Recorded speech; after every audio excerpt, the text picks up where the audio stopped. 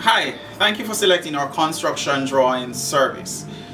So what are construction drawings or construction documentation? Construction documentations or drawings are detailed drawings of your home.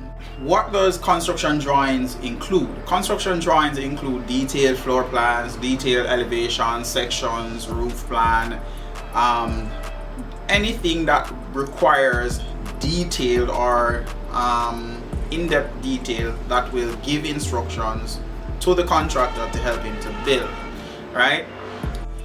It's really intended to give instructions to the contractor, the builder, project manager, even the quantity surveyor as to what is needed to get your building constructed, right? So it instructs these individuals on how to go about building your home. If it is that you would like to utilize this service, please click the button below to book an appointment where we will discuss your construction drawings further.